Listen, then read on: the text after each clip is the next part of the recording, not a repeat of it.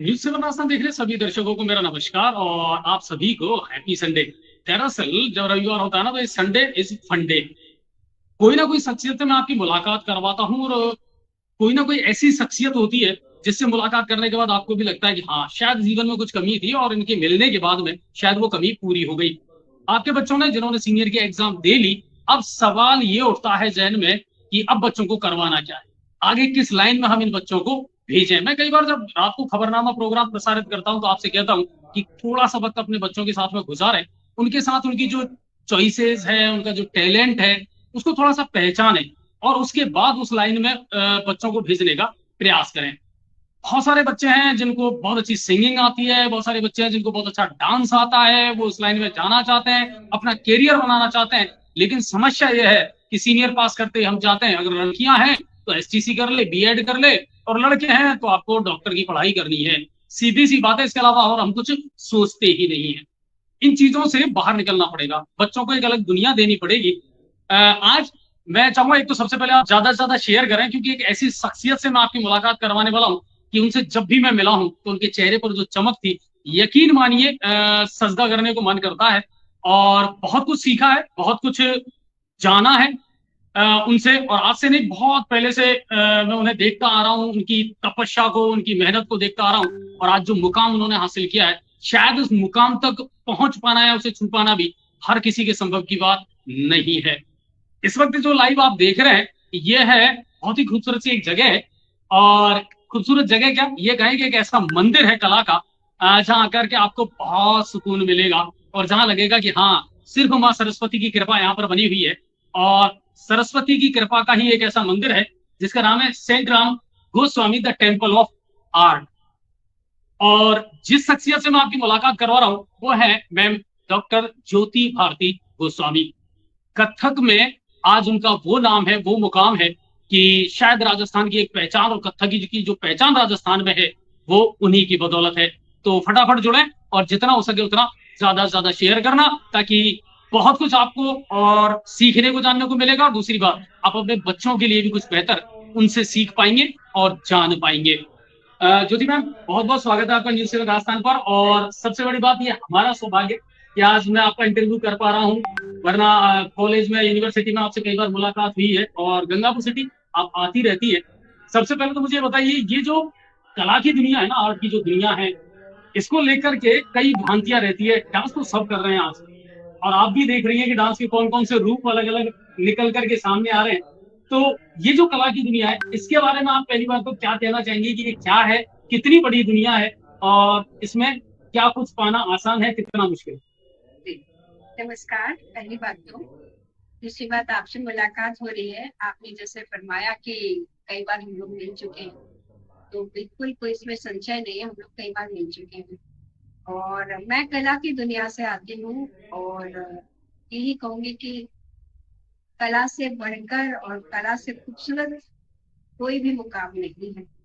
और जितने हम कला से जुड़ते हैं उतने ही हम लोग अपने आप को साबित कर पाते हैं इस जगत में, क्योंकि हर इंसान में कोई ना कोई गुण होता है, उसे पहचानने की जरूरत है। हर इंसान कोई ना कोई गुण लेके पैदा होता है, तो बस अगर उसको सही वक्त पर और सही दिशा में अगर हम उसे पहचान ले, तो दिशाएं इतनी है कि कोई मतलब आपको सफलता की सीढ़ियों से चढ़ने से कोई नहीं रोक सकता।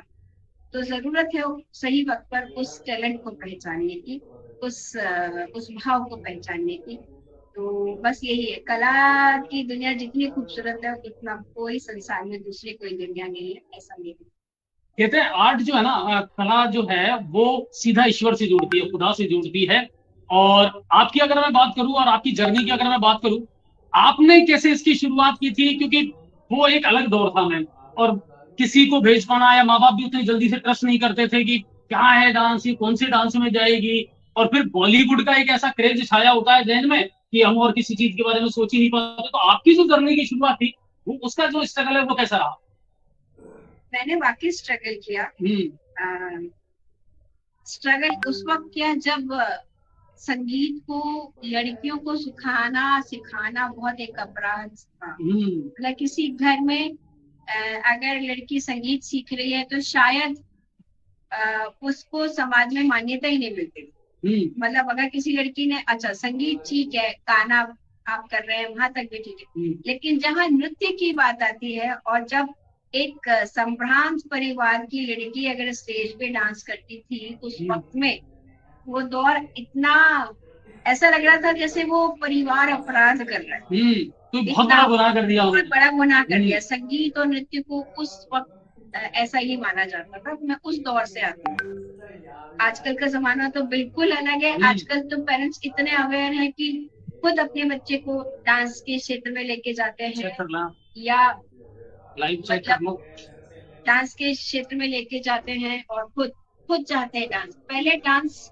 करना ऐसा लगता था जैसे लड़की ने डांस कर लिया और वो दुनिया में आसपास में, अरे इनकी लड़की तो डांस करती, ये तो ये करती, मुझे एक सुनने को मिलता था उसमें। तो ऐसा लगता था कि हम अपराध कर रहे हैं, कोई कला सीख रहे हैं, तो लग रहा है कि हम करें या ना करें, इतनी दुविधा हो जाती थी। लेकिन जब मैंने इस दुनिया में कदम रखा तो मैं नहीं चाहती थी कि मैं डांसर बनूंगी। बेशक मैंने एक शौकिया तौर पर ही नृत्य करना आरंभ किया था, और उसमें भी ये था कि मुझे कथक का तो अभी नहीं पता कि कथक भी कुछ होता है, क्योंकि बॉलीवुड के बारे में तो फिर भी हम समझते थे फिल्मों में देख करके, लेकिन क्लासिकल सीख पाना या उसके बारे में सोच पाना बड़ी डिफरेंट चीज थी। बॉलीवुड तो बहुत बाद में आया। नृत्य ये जो जितना भी ये जो फिल्मी डांस जो करने लगे वो बहुत बाद की बात है। उस वक्त हमारा दौर ये था जब हम कल्चरल डांस करते, जैसे राजस्थान के जितने डांसेस है वो हम करते थे, और या फिर कथक। तो कथक तो हम जानते नहीं थे, हम तो स्कूल में पढ़ते थे तो यही था। हमें तो वही बड़ा अच्छा लगता, हमारी उमर है या पल्लो इस तरीके के नाच। फिल्मी नाच नहीं करती थी लड़की, जैसे महिला संगीत जैसे जैसे बढ़ोतरी होती तो फिल्म को साथ है ना।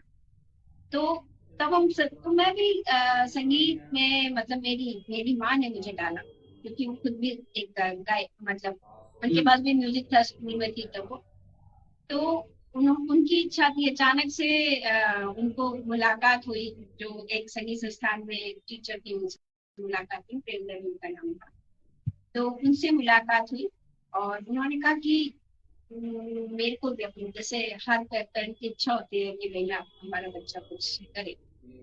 तो वहाँ मुलाकात होने के बाद में मैं उस कॉलेज में जाने लगी, उस संस्थान में जाने लगी। तो मैं तो केवल फोक डांसिंग ही सीखने गई, मुझे कथक नहीं आता था। और इवन देन जब उन्होंने वहाँ तार दी थी, तब पहली बार जब सुना तो मुझे लगा कि क्या ता थी, होती थी ता थी, पन्नो नक्के पोदेना, तो फिर भी समझ में आता पोदेना होता है इसलिए ता का तो कोई मतलब ही नहीं, क्योंकि ये तो सेंसलेस वर्ड है, लिंक का कोई सेंस नहीं। जैसे तराने में नोम तो होता तो कोई नहीं, ऐसे ता थी एकदम। तो ऐसा लगता था कि हम सर के ऊपर से निकल रही थी उस समय, सर के ऊपर नहीं, ये लगता था कि क्यों करूँ मैं। तो फिर मदर ने मुझे डालने के बाद में उस संस्था में डालने के बाद में एक दो दिन तो मैं गई, फिर मैंने बंद कर दिया जाना। अम्मा तुझे पता लगा मैंने बंद किया, तुम बोली तुम जा नहीं। मैंने तो मुझे नहीं जाना, ताते ही थी तब, मुझे नहीं करना। वहाँ सिखाते ही नहीं है, घूमर तो सिखाते ही नहीं है वहाँ पे बद्रीनाथ तो सिखाते नहीं, गवर्नमेंट सिखाते ही नहीं। तो मुझे नई चीज सीखने तो जाना है ना, वो तो जॉब मिलता है, ये मुझे पसंद ही नहीं, तो मैं क्यों जाऊँ। तो फिर उन्होंने कहा कि नहीं तुम जाओ और साल भर की तुम्हारी साल भर की फीस जमा दो। तो उन्होंने बोला कि साल भर की फीस जमा तुम्हारी, उस वक्त फीस मुश्किल से 15-16 रुपए साल भर की हुआ करती थी जमाने की बात। एकेडमिक फीस थी ये कॉलेज, हाँ संस्था की फीस थी, क्योंकि सरकारी तौर पर बहुत कम पैसा है। तो मैं मान के अच्छा ठीक है जाती हूँ। फिर जाने लगी, मैं तो जाती थी तो भी मैं तो छत पे जाके खेल लेती थी। कभी क्या, एक दिन फादर आ गए, फादर ने कहा कि मैं लड़की को लेने आई हूँ, तो फिर लड़की तो क्लास में आती नहीं, तो लड़की क्लास में नहीं आती तो फिर जाती नहीं। तो फिर मेरे को ढूंढा गया, तो मैं छत पे हम बच्चों के साथ खेलते रहते थे। तब फिर उन्होंने डांट वाट भी पड़ी हमारी कि क्लास में नहीं जाते, ये क्योंकि मन ही नहीं था करने का। फिर हम थोड़े से सिलसिले पे शुरुआत हुई है, तो फिर हमने करने शुरू। उसके बाद महाराज जी मेरे गुरु जी पंडित बिहारी जी महाराज, उनका पदार्पण हुआ हमारे संगीत संस्था में। उसके बाद तो अनवरत मेरे क्लासेस, मतलब मेरा ये यात्रा शुरू हो गई, इंटरेस्ट आने लगा और फर्दर स्टडीज में हम लोग आगे बढ़ने लगे। तो बस वही एक शुरुआत ऐसी रही कि मतलब नृत्य में इंटरेस्ट पैदा हुआ और मैं थोड़ा बहुत करने लगी। अच्छा, उसके बाद में फिर शौक लगा, शौक के बाद में सीधी सी बात है कि कहीं ना कहीं फिर उसको अपने जीवन में आपने उतार लिया, फिर उसे गवर्नमेंट जो जॉब की सिक्योरिटी है वो भी कहीं ना कहीं मिल गई आपसे? हाँ, ऐसा था कि गवर्नमेंट जॉब के लिए तो कभी मैंने ऐसा किया नहीं था कि मेरे को कोई जॉब मिल जाए। मेरे को तो एक दफा बस नृत्य करना है, अपने आप में आनंद आने लगा और जैसे जैसे हम उसमें घुसते चले गए, उसको अडॉप्ट करते चले गए, एक तरह से एक आनंद आने लगा। जैसे कोई भी बोल होता था उसे हम पाँव से निकालते थे, वो एक सिलसिला, एक दौर चल गया। तो उस जमाने में मतलब क्या था कि क्योंकि संगीत बहुत कम लोग सीखते थे, जैसे मैंने बताया कि लोग आगे तो डर की वजह से ये सीखते थे कि संगीत हमें सीखना चाहिए कि नहीं। हमारी जैसे शिक्षा दीक्षा पूरी हुई और तो वैकेंसी थी तो मैंने अप्लाई किया तो हमारी हो गया। तो उस वक्त तो ऐसा था, पर आजकल के दौर में तो मुश्किल है, आजकल के दौर में नहीं है वैकेंसीज, तो गवर्नमेंट तौर पर कम होती है, लेकिन हमारे वक्त में थी तो हमें जॉब मिला तो हमने उसको कंटिन्यू किया और हम सिखाने लगे। तो लेकिन इस यात्रा के दौरान हमने बहुत सी मुश्किलात भी झेली और बड़ी मुश्किल से हमने सीखा, क्योंकि उस्तादी ज्ञान है ये, जिसको पाना बहुत मुश्किल है और उस्ताद का मन हुआ तो सीखा, नहीं हुआ तो नहीं सीखा। तो इस तरीके से कई कई पड़ाव हमने पार करते करते आज यहाँ पहुंचे, जो कि बहुत मुश्किल था। कई बार हमारे पास में संस्था में जाने के लिए पैसे नहीं होते थे, पैदल ही जाते थे। आजकल का विद्यार्थी वो नहीं कर सकते। तो हमने इस तरीके के दौर देखे और बहुत मुश्किल से तपस्या करके हम यहाँ पहुंचे। अच्छा, कथक यानी कहते हैं कि जितना मुझे नॉलेज है कि कथा डांस के माध्यम से एक कथा को जो है रिफ्लेक्ट करना, उसको दिखा पाना, वो एक कथा कथक का एक फॉर्म है। अच्छा, एक चीज और है मैम, यहाँ के अलावा, हिंदुस्तान के अलावा फॉरेन कंट्रीज में भी शोज वगैरह आपने किए हैं या इंट्रोड्यूस आपने कथक को किया है, लोग वहां किस तरह का रिएक्ट करते हैं और किस तरीके से हमारे इस हुनर को या हमारे इस डांस को देखते हैं, कितना अप्रिशिएट करते हैं वो लोग? मैं तो बोलूंगी हमसे कहीं ज्यादा करते हैं, मैं ये बोलूंगी, क्योंकि मेरे एक्सपीरियंसेस ऐसे ही रहे हैं। यहाँ के लोग तो क्योंकि लोकल चीजें अच्छा कर लेंगे, वहाँ प्रेशियस चीज है क्योंकि कम देखने सुनने को मिल जाए, तो पूरा डिवोशन के साथ में वो उसको सीखने की कोशिश करते हैं। जैसे मेरा रशिया जाना हुआ, जब मैंने नृत्य सिखाया, या जापान जाना हुआ, या पेरिस में कहीं जाना हुआ, या हांगकांग जाना, कई जगह मैं घूमी, तो वहाँ मुझे एक ही चीज होती है कि उनको सीखना है, क्योंकि चीजें कम है वहाँ पर, रिसोर्सेस कम है ना, तो जो भी मिलता है तो उसको करने की कोशिश करते हैं। तो मैं चाहती थी, जैसे मेरा 9 बजे क्लास है, तो 9 पौने 9 तो मुझे हर विद्यार्थी वहाँ मिलता था और जो मैंने सबक सिखाया वो करता हुआ मिलता था, है ना। हमारे यहाँ तो क्योंकि हमारे यहाँ की चीज विद्या है तो थोड़े से लापरवाही कर जाते हैं, वहाँ ऐसा नहीं।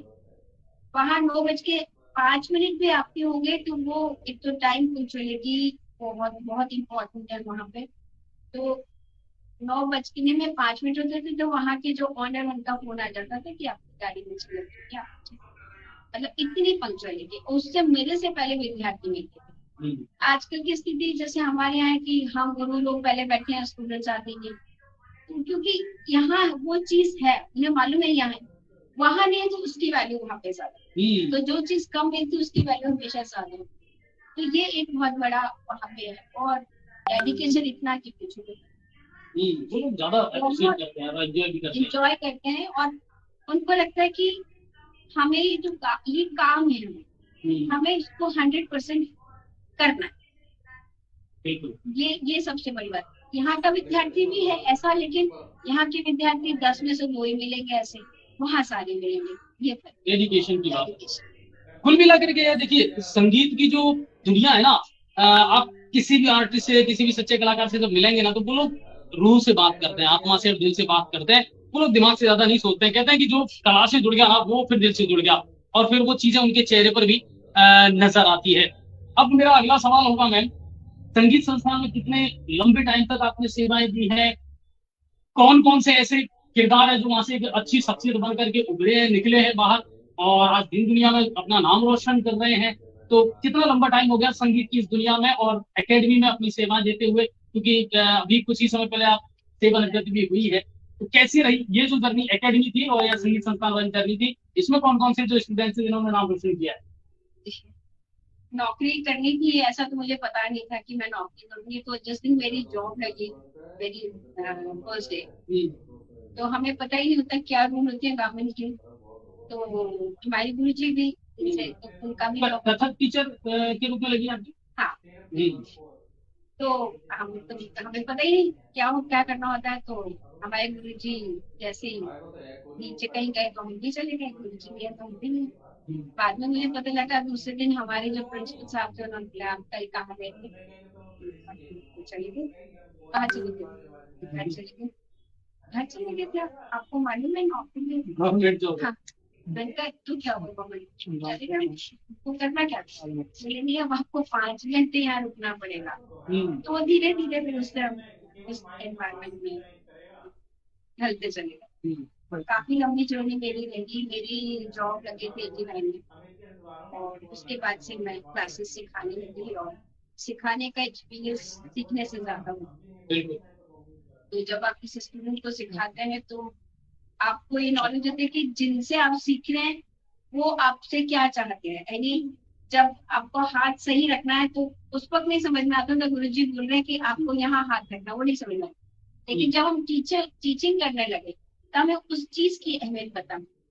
तो ये चीज एक डिफरेंस रहता है जब आप टीचिंग करते हैं या खुद सीखते हैं।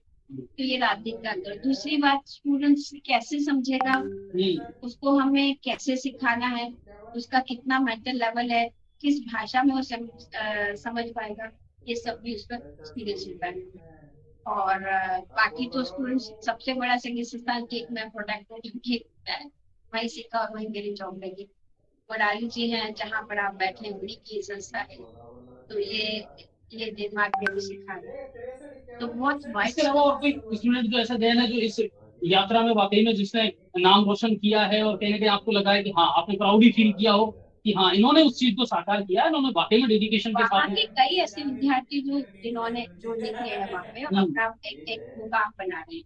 बहुत से लोग रियलिटी शोज में जा रहे हैं, बहुत से लोग ने बॉलीवुड में काम किया है, और बहुत से लोग जैसे मेरी गुरुजी की और भी शादी में हम लोग एज ए जॉब उन्होंने काम किया। और ऐसे बहुत से लोग जिन्होंने काफी नाम किया है सब जगह। और हम लोगों को बहुत अच्छी अपॉर्चुनिटी मिली, हम लोगों को SSAR के थ्रू और ये सब हम लोग बहुत काम होते किया, और पूरे डेडिकेशन के साथ। तो कई विद्यार्थी ऐसे लोग हैं जिन्होंने एक मुकाम हासिल किया। संगीत ने काफी सारी कनेक्शन। अच्छा मैम एक चीज और आती है, समय के अनुसार सारी चीजें में बदलाव भी आता है, धीरे धीरे बहुत सारी चीजें बदलती चली जाती हैं। आज अगर संगीत अकेडमी की या राजस्थान संगीत संस्थान की हम बात करें, सिंगिंग का कोर्स वहां भी हो रहा है, वोकल का जो हम कह रहे हैं। इसके अलावा मैं देख करके आया था शायद पेंटिंग वगैरह जो है उसका भी वहाँ। पेंटिंग का दूसरा कॉलेज हो गए। हाँ, हम दोनों डिफरेंट बॉडीज हैं। बिल्कुल। तो कुल मिला करके अगर हम पेरेंट्स से बात करना चाहें कि हाँ सीनियर के बाद में बहुत सारी अपॉर्चुनिटीज है, अगर पेरेंट्स ध्यान दे और अगर उनके बच्चे में इस तरह की कोई काबिलियत है तो वो बिल्कुल बहुत सारी विधाओं में अपने बच्चों को भेज सकते हैं। क्या कहना चाहिए? यहाँ मेरी बात आपसे कुछ अंतर है, क्योंकि सीनियर मतलब बच्चा 12th में पढ़ता है। क्लासिकल फॉर्म में अगर आपको जाना है तो आपकी उम्र है 10 साल से आपको शुरू करना चाहिए। उसको हाँ अच्छे उस्ताद लोगों के पास में भेजना चाहिए।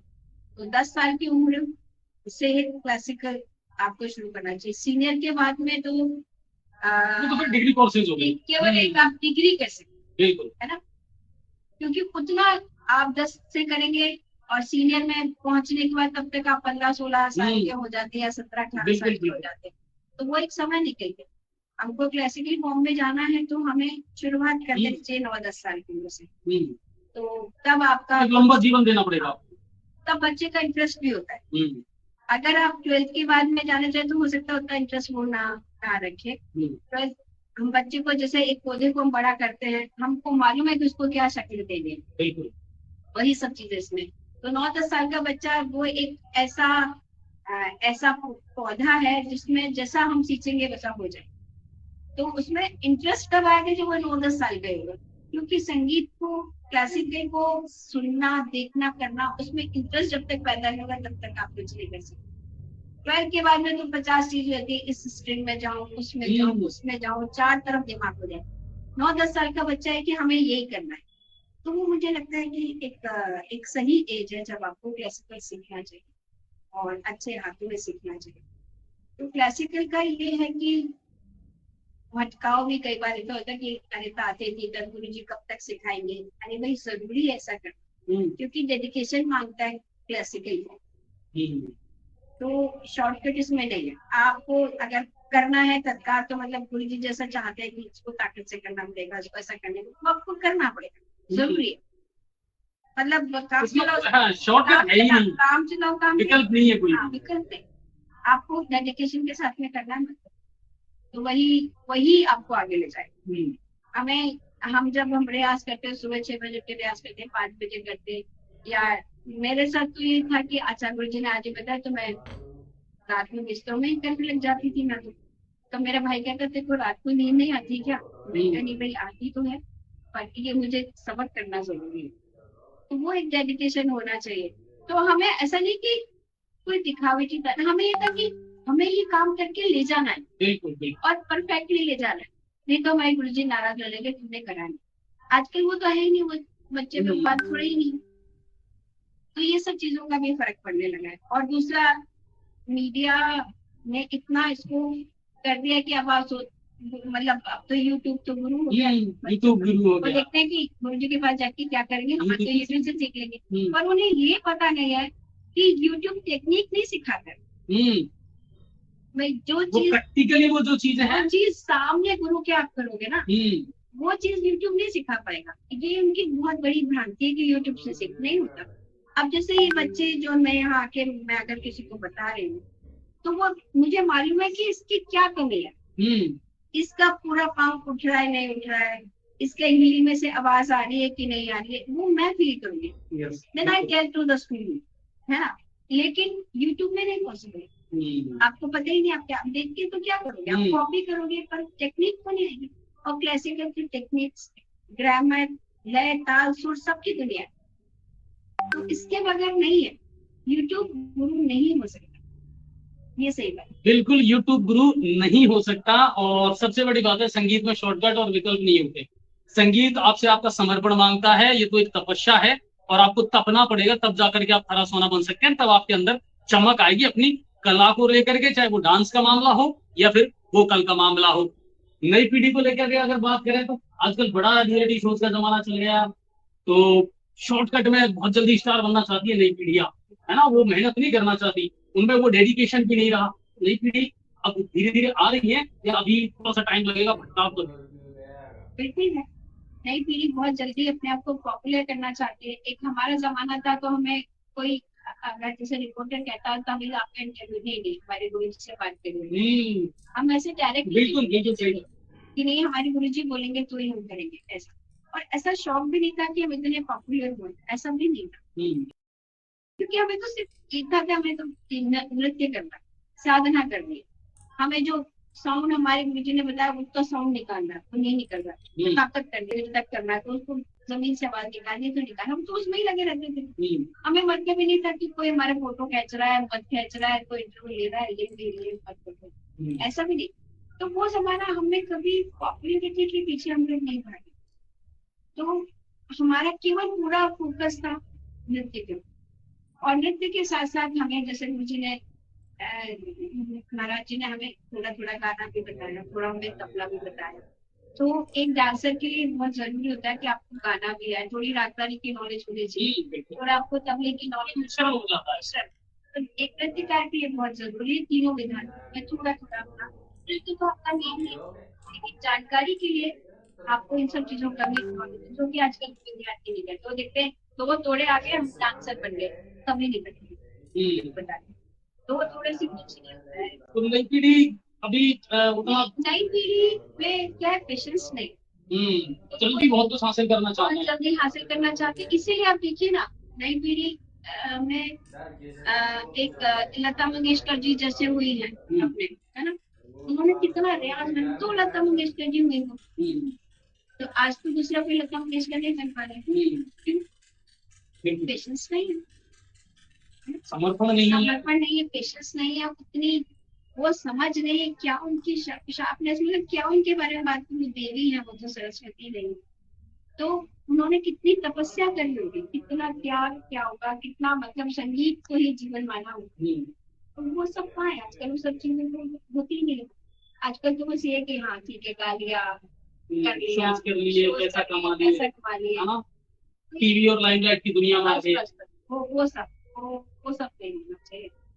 और सबसे बड़ी बात यह देखिए, कहते हैं कि आप शॉर्ट टर्म में स्टार तो बन जाएंगे, मगर उस स्टारडम को बनाए रखना ये बहुत मुश्किल काम है। कहते हैं हीरो आप बन जाते हैं, मगर फिर उस हीरोगिरी को बनाए रखना ये बड़ा टेढ़ा काम है। और जब फिर आप धीरे धीरे उस लाइमलाइट से दूर चले जाते हैं ना, तो फिर ये दुनिया आपको डराने भी लगती है, ये ध्यान रखना। और बहुत सारे केसेस जैसे आते हैं, जब बॉलीवुड के बहुत सारे स्टार्स हैं जिन्होंने सुसाइड अटेम्प्ट कर लिया है, जिन्होंने अपनी इस दुनिया को खत्म कर दिया, क्योंकि फिर आपको जॉब मिलना बंद हो जाता है, आपको फिल्में मिलना बंद हो जाती हैं, आपको काम मिलना जब बंद हो जाता है ना, तो फिर आप अवसाद में चले जाते हो। तो उस समय कहीं ना कहीं वो जो डेडिकेशन था वो याद आता है कि काश हम परिपक्व होते इस मामले में, तो आज कहते हैं ना कि हर तरीके से हम पॉपुलर होते और शायद पैसा भी कमाते और इज्जत भी कमाते और लोग शायद हमें उतनी तवज्जो भी देते। लेकिन शॉर्ट टर्म आपने अपनाया तो वो शॉर्ट में ही खत्म हो, ज्यादा लंबे आप चल नहीं पाए। दूसरा ऐसा नहीं है कि जैसे अभी हम बात करते हैं कि संगीत में कोई स्कोप नहीं है या नहीं है, मैं कह रही हूँ संगीत में जितना हाँ, मैं वही जानना चाह रहा था आपसे कि आजकल क्या सबसे पहले पेरेंट्स के दिमाग में यही आता है, सब ठीक है मैं डांस में, सिंगिंग में, संगीत की फील्ड में बच्चों को भेज तो देता हूँ अपने बच्चों को, लेकिन आगे क्या फ्यूचर सिक्योर है, वो एक बहुत बड़ा यक्ष प्रश्न रहता है हर माँ बाप के, और एक स्वाभाविक भी है। जी बिल्कुल, आपने बहुत अच्छा क्वेश्चन किया। मैं भी उसी पॉइंट पर आना चाह रही थी कि नृत्य और संगीत, जैसे अगर हम वोकल म्यूजिक की बात करें तो स्कूल कॉलेजेस में है, वोकल म्यूजिक भी है, इंस्ट्रूमेंटल भी है। बिल्कुल। अब हम बात करते हैं नृत्य की, तो कई ऐसे स्कूल्स है जहाँ पर एज ए सब्जेक्ट अब ये पढ़ रहे हैं, कंपल्सरी कर दिया गया, कंपल्सरी कर दिया गया है, और बाकायदा मतलब आपको वो एक एज अ सब्जेक्ट लेकर आप पढ़ सकते हैं। ये 12th लेवल की बात कर रहे हैं। दूसरा, यूनिवर्सिटी ने बीपीए कोर्सेज खोल रखे और एमपीए कोर्सेज खोले हुए, तो वहां पर भी आपको एज ए डिग्री आप उसे पढ़ सकते हैं, डिग्री मिलती है। पहले नहीं, वही 3 साल का 4 साल का जिस तरह आप बीए करते हैं, जैसे हाँ दूसरे सब्जेक्ट को लेके जैसे आप ग्रेजुएशन करते हैं या पीजी करते हैं, पोस्ट ग्रेजुएशन, ऐसी तरह से हम क्लासिकल डांस फॉर्म को लेकर ग्रेजुएशन और पोस्ट ग्रेजुएशन दोनों कर सकते हैं। इसके अलावा नेट स्लेट जो कंपटीशन एग्जाम्स है वो कर सकते हैं, और उसके अलावा आपके डॉक्टरेट है, डॉक्टरेट की आपको बात के लिए आप डॉक्टरेट पीएचडी वगैरह ये सब कर सकते हैं आप, और उसी पर्टिकुलर सब्जेक्ट में डांस वाले। बिल्कुल बिल्कुल, बहुत बहुत बहुत बड़ा वाइड फील्ड है डांस। इसके अलावा आप गवर्नमेंट की कई ऐसी स्कीम्स हैं जिसको प्रोजेक्ट लेके आप कई फाइनेंशियल आपके साथ में वो जुड़ सकते हैं, आपको फाइनेंशियल लाभ हो सकता है। इस तरीके के कई प्रोजेक्ट्स आपको डालने पड़ेंगे, आपको बताना पड़ेगा आपको, तो वो है, वो भी गवर्नमेंट आईसीसीआर के थ्रू अपॉर्चुनिटीज बहुत ज्यादा। इसके अलावा आईसीसीआर के थ्रू आप एब्रॉड में पढ़ाने जा सकते हैं विदेश में, तो वहां पर आपकी जॉब लगती है। वहाँ आईसीसीआर की इस तरीके की संस्थाएं हैं जो कि आपको अपॉइंट करती है वहाँ सिखाने के लिए 3 साल के लिए, तो लेकिन उसके लिए फाइट करनी पड़ती है, पहले आपको इंट्रोड्यूस करने पड़ते हैं बहुत सी चीजें, सिलेक्शन तो रास्ता तो आपको चुनना पड़ेगा। तो इस तरह आईसीसीआर है, और कई कथक समारोह हमारे हिंदुस्तान में है जहाँ आपको नाचना चाहिए, मिलता है। इसके अलावा अगर आप अच्छा आपका एक रिज्यूमे है और आप डेडिकेशन के साथ हैं, तो आपको कई संस्थाएं वर्कशॉप्स के लिए बुलाती है और पेमेंट बुलाती है, और कई समारोह आप नाचते हैं। आप चाहेंगे तो बहुत कुछ है, और नहीं चाहेंगे तो कुछ भी नहीं है। अभी की अगर बात करूं, चलिए एकेडमी के तौर पर तो अब सेवानिवृत्ति हो गई, एक पार्ट खत्म हो गया लाइफ का, बट अभी अगर मैं बात करूं भारती मैम से कि अभी कैसा चल रहा है, अभी क्या कुछ मामला है, कि क्योंकि जो व्यक्ति संगीत से जुड़ा है वो तो फ्री रह ही नहीं सकता। उसको तो वो दिल में वो कहता है कि भूख सी उठती है कि यार ना मैं नहीं रह सकता इसके बिना। तो अभी स्टूडेंट्स वगैरह आते हैं, सिखाने का तो दौर है, वो किस तरह चल रहा है? बिल्कुल, अभी तो मैंने सेवानिवृत्ति जो हुई है, हम्म, थोड़ा सा ये है कि मैं रेस्ट भी कर रही हूँ, क्योंकि एक रूटीन से मेरा चेंज हुआ है। हम्म। और वो जो रूटीन एक पहले रोज का एक भीड़ का हिस्सा बनना, सुबह उठना, 8 घंटे अब नौकरी। मैं रिलैक्स फील कर रही हूँ, क्योंकि अब मेरे पास टाइम बाउंडेशन है। टाइम बाउंडेशन की क्या कॉलेज जाना है, ये करना है, ये करना है। अब मेरे पास में वो विद्यार्थी आते हैं जो प्रोफेशनल तौर पर से लेना चाहते हैं। पहले मुझे हर व्यक्ति को सिखाना पड़ता था कि बच्चा आया तो मेरे क्लासमेट अगर एडमिशन लिया तो मुझे सिखाना ही है। हाँ, मुझे सिखाना। अब मेरे पास में चॉइस हो गई है। अब मैं और किसी को नहीं सिखाऊंगी। अब मैं पूरे की जो एज ए प्रोफेशन लेगा, जो जिसका डेडिकेशन है, जो वाकई इस फील्ड में करना चाहता है, अब मेरा सिखाना उनके लिए। मतलब कुल मिलाकर के अब वो गुरु है जो हाँ पात्र ढूंढ रहे हैं कि आप डिजर्व करते हो तो मैं सिखाऊंगी, अगर आप डिजर्व नहीं करते हो। अब मेरी फाउंडेशन नहीं है कि मैं बिल्कुल बिल्कुल। अब मेरी यही है कि जो वाकई इसे करना चाहता है, ताकि उससे उस आर्ट का वैल्यू कर, तो जैसे वैल्यू पता होगा वही मेरे पास में आएगा सीखने या कहीं और जाएगा। तो मेरा अब जो पूरा फोकस है उन विद्यार्थियों के लिए है जो इस फील्ड में कुछ करना चाहते हैं। और मैं उनकी काउंसलिंग भी करती हूँ, उन्हें बताती हूँ कि आगे भविष्य में क्या करना है, कहाँ कहाँ जुड़ना है, कहाँ पर ट्राई करना है, ये सब भी मैंने बताती हूँ। प्लस उनका ब्याज 2-2, 4-4, 6-6 घंटे चलता है, तो मुझे उसमें ज्यादा खुशी अभी एनर्जी लेवल बराबर बना हुआ है। हाँ बिल्कुल, है ना? बिल्कुल। चलिए, और देखिए कहते हैं ना कलाकार जो होता है ना वो कभी थकता नहीं है, क्योंकि वो जो कला है ना वो थकने ही नहीं देती उसको, वो उसको हमेशा पुश करती रहती है। थकान की तो दिमाग ही नहीं चलते, क्योंकि तो वहाँ थकान की गुंजाइश नहीं। अच्छा, गंगापुर सिटी में हमारे मुरारी सर से बड़ा प्रेम लगाव है शुरू से ही आपका, और अपनी सेवाएं आप यहाँ जब भी आपको मौका मिलता है तो आप गंगापुर सिटी जरूर आती हैं। गंगापुर सिटी से बहुत सारे स्टूडेंट्स सब निकलने लगे। हाँ, बहुत सारे स्टूडेंट्स वहाँ जा रहे हैं, कोई वोकल में भी जा रहा है, कोई डांस में भी जा रहा है। क्लासेस मुरारी सर भी यहाँ रेगुलर ले रहे हैं, हालांकि मैक्सिमम टाइम ये फॉरेन भी चले जाते हैं। क्या कुछ यहाँ से लगाव है, और यहाँ के जो स्पेशली स्टूडेंट्स हैं उनसे क्या कहना चाहेंगी? बिल्कुल, मुझे यहाँ से आज से नहीं, जब से मुरारी मेरे पास में आए हैं तब से लगाव है। और इनका डेडिकेशन इतना है कि शायद ही आजकल के विद्यार्थियों को सीखना चाहिए इनसे।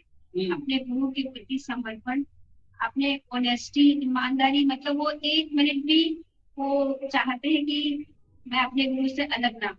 ये उनमें एक खास बात। वो हर पल हर क्षण गुरु के साथ बिताना चाहते हैं, क्योंकि उनका ऐसा मानना है कि नृत्य विधा के साथ साथ, सीखने के साथ साथ, नृत्य इल्म सीखने के साथ साथ गुरु का सानिध्य, उनके पास बैठना, वो एक वो संस्कार और अनुशासन लेकर के आता है। वही सब वो सीखने के लिए, और अपने बच्चों को उन्होंने बहुत अच्छे संस्कार उन्होंने दिए, और दोनों बच्चे अभी मतलब करने लगे हैं। मेरा जैसे जैसे गाना जाना होता है तो मुझे सेटिस्फेक्शन अब होने लगा है, तो कि ये परंपरा को ये आगे ले जाएंगे। और दोनों बच्चे डिवोटी भी हैं, कर भी रहे हैं। नहीं तो इस उम्र के बच्चे तो, लड़के लोग तो खास करके छोड़ देते कि नहीं करना, क्योंकि देखने वाला तो कोई नहीं। मैं तो एक या 2 दिन आती हूँ, पापा इनके बाहर रहते हैं, लेकिन इसके अलावा उन्होंने इस चीज को कायम रखा हुआ है। तो ये 100% है कि उनका डेडिकेशन है। तो मेरी कला भी उनके लिए, मैं चाहती हूँ कि मैं ऐसे ही विद्यार्थियों को सिखाऊं, और जो कि इसे अडॉप्ट करना। गंगापुर सिटी से अभी बहुत स्टूडेंट अब जाने लगे हैं, पर कई बार तो मैंने देखा है कि सिंसियरिटी नहीं है। ये कई बार बिल्कुल वो जो ढूंढते हैं वो नहीं मिलता। मतलब आके आप जयपुर में और कहीं नहीं कोई दूसरे शहर पे जाते, तो वो भटकाव थोड़ा सा मुझे नजर आता है। वो भटकाव नहीं होना चाहिए, फोकस नहीं रहते अपने काम में। अब फोकस नहीं रहते तो जैसे हजारों ग्रुप चलते रहते हैं सिटीज में, और ये तो किसी ग्रुप से जुड़ गए, अगर किसी ग्रुप, तो वो भटकाव हो जाता है उनका। जो वो काम करने आए वो तो हो ही नहीं पाता, उसको तो डेडिकेशन है ही नहीं वहाँ, वो तो काम ही नहीं हो रहा है। आप तो बस ये है कि थोड़ा ग्रुप में मिल गए, आज स्टेज जो वही आप, तो मैंने बहुत बोला कि फेमस इतना जल्दी होना चाहती हूँ, अरे भाई कैसे फेमस होंगे जब आपने कुछ पहले किया कुछ सीखो तो सही, पहले कुछ आए तो आप सही। सीखने तो कथक आए और करने बॉलीवुड लगे, हम्म। क्या मतलब ये सब चीजें में? आप तो यही भटकाओ जो आजकल की युवती को पीढ़ी बोले, तो मेरा तो ये उनसे बार बार कहना है कि भटकाओ ना करें, अपने गुरु पे विश्वास रखिए और उसकी मेहनत करें, मेहनत करें वाकई, क्योंकि गुरु तो वही चाहता है कि जो उसने पाया है वही चाहता है कि अपने स्टूडेंट्स को दे। तो गुरु की शिक्षा हमेशा लायक होती है और उन्हीं विद्यार्थियों की होती है जो वाकई लायक। तो बस यही है कि भटकाव ना करें और अपने अपने जो फोकस है, आप जो पॉइंट लेकर आप कहीं मार्च से आए उसको करें। ये सब अच्छा, भारती मैम के बारे में जब मैं कॉलेज में मालूम करता हूँ, स्टूडेंट से मालूम करता हूँ, तो बड़ी सख्त टीचर के रूप में पहचान होती है। वाकई में सख्त है या सॉफ्ट है? मैं पढ़ाते वक्त सख्त, हम्म। बहुत बहुत सख्त हूँ। मेहनत बहुत करवाती है। मेरा मेरा धर्म है मेहनत कराना, हम्म। और मुझे मालूम है कि विद्यार्थी को कितनी मेहनत करानी चाहिए। ये शास्त्रीय कलाएं हैं, शास्त्रीय का मतलब तो अपार जो देवीय कलाएं हैं, तो इसलिए मेहनत कराना उतना ही जरूरी है, क्योंकि मेहनत नहीं करेंगे तो वो उसकी वैल्यू नहीं समझ पाएंगे कि हमें कितनी मेहनत करेंगे। मेहनत तो बहुत जरूरी है। छोटी छोटी बातें, कलाई का संचालन, हाथ अगर यूं हो गया तो गलत हो गया, है ना? आपको यूं रखना तो उसके लिए मेहनत करनी पड़ेगी, और 20 बार मैं टोकूंगी नहीं पहुंचूंगी, 20 बार पर आपकी डांट पड़ेगी। तो इसलिए मैं बहुत सख्त, वाकई में बहुत सख्त हूँ पढ़ाते वक्त। और ऐसे बाकी पढ़ाई के बाद में मैं सबकी बहुत अच्छी बात से। तो बहुत जल्दी उम्मीद ही करेंगे, अब जयपुर में जब भी जाऊंगा तब मैम के एकेडमी में भी जा करके आएंगे और वहां भी स्टूडेंट से मुलाकात करेंगे, मैम से वहां भी हम मुलाकात करेंगे। कितने डेडिकेशन के साथ वहां बच्चे आ रहे हैं, सीख रहे हैं, कितनी शक्ति ये वहां दिखाती है, या फिर एक अलग और दुनिया है जहाँ थोड़ी सी सॉफ्टनेस भी है। और कहती है कि अच्छी दोस्त भी है, लेकिन वो तब है जब आउटसाइड है, लेकिन जब प्रोफेशनली आप कुछ सीख रहे हैं तो वहां कहीं ना कहीं सख्त होना ही पड़ेगा। और ये होना भी चाहिए गुरु को, क्योंकि कला बहुत बड़ी चीज है सर, और बहुत बड़ी तपस्या है। और इनके जो असली शागिर्द है ना, अच्छे, उनसे भी मैं मुलाकात कराऊंगा सर। आए एक बार प्लीज आप मुझे भी ज्वाइन करें यहाँ पर, उनसे भी मैं आपकी मुलाकात करवाता हूँ, जो इस पूरी यात्रा को है ना सतत अपने कंधों पर लेकर के चल रहे हैं और आज एक शानदार मुकाम हासिल किया है मुरारी सर ने। मुरारी सर, मैं हालांकि मजबूरी है मेरी ऊपर बैठना, पर इतना पूछना चाहूंगा, जो डेडिकेशन एक स्टूडेंट में होना चाहिए था, वो डेडिकेशन आपने दिखाया, वो मेहनत आपने की, आज अपने आप को कहाँ देखते हैं, कहाँ से यात्रा शुरू हुई और आज किस मुकाम पर आकर के पहुंची? मैं बिल्कुल उनके सामने कुछ बोल नहीं सकता, तो लैस हूँ। उन्होंने जो कुछ भी कहा है वो बहुत अच्छी बातें बताई है, पर मैं अपने आप को बहुत सौभाग्यशाली समझता हूँ कि मुझे इस धरती पे जन्म लेके ऐसी गुरु मिले, ऐसी माँ मिली, ऐसे पिता मिले, ऐसे भाई मिले, और अब ऐसे बच्चे मिले। तो I am so happy. And मेरा सेल्फ मानना है कि गुरु और माँ बाप, इनके चरणों के नीचे भगवान होते हैं। भगवान को किसी ने नहीं देखा, पर गुरु जो होते हैं वो भगवान सब होते हैं। और गुरु नहीं समझ रहे, इसलिए आज सब भटक रहे, सब भटकाव। बच्चे बच्चे लेके जाते हैं, हम आर्ट सीखने जा रहे हैं, और वो आर्ट नहीं सीखते, अपने गुरु को वो चकमा देना चाहते हैं। शॉर्टकट अपना रहे हैं, बहुत जल्दी पॉपुलर होना चाह रहे हैं। वो चाह रहे हैं कि उसको चकमा देने, लेकिन वो जो गुरु के चेहरे पे पड़ रहा है कि क्या लिख रहा है, देखते ही समझ रहा है कि वो क्या कह रहा है, कहाँ जाके आ रहा है। मेरे पास 1 घंटे व्यतीत कर रहा है, घर पे बता रहा है मैंने 5 घंटे रियाज किया, तो गुरु समझते हैं, तो गुरु गॉड। अच्छा, अभी अभी जो कथक की यात्रा है जो आप यहाँ चला रहे हैं, आपका जो एकेडमी है, जो ये सरस्वती माँ का एक मंदिर जो है आपने यहाँ बनाया है संगीत का, यहाँ कैसा लोगों का फीडबैक मिल रहा है? स्टूडेंट्स आ रहे हैं, डेडिकेशन दिखा रहे हैं, स्टूडेंट हो रहे हैं मुकाबले शरारती का? पर मेरा मानना है, और सैनिक प्रदर्शन ग्रुप का मानना है कि जो यहाँ पे बच्चा आएगा उसको या तो माँ छोड़े यहाँ या पिता छोड़े तो ही अलाउ है, और वो परमिशन लेटर दे कि ये हमारे बच्चे सीखना चाहते हैं, और उनकी एंट्री होती है कि इतने बजे आए, इतने बजे आए, और माँ लेके जाए या पिता लेके जाए वही छोड़े, कजन भाई और ये कोई अलाउ नहीं है। तो इतने डेडिकेशन के साथ अगर कोई आता है, पेरेंट्स अलाउ करते हैं तो उनको यहाँ भी अलाउ किया जाता है। और संगीत आसान नहीं है, ये हमारे संगीत में कहते हैं, तो में लिखा हुआ है कि मन के भावों से करना। तो मन के भाव ही इसमें रखने होते हैं, और पिछले 7 जन्मों में जब मोतियों का दान करते हैं तो इस जन्म में संगीत में।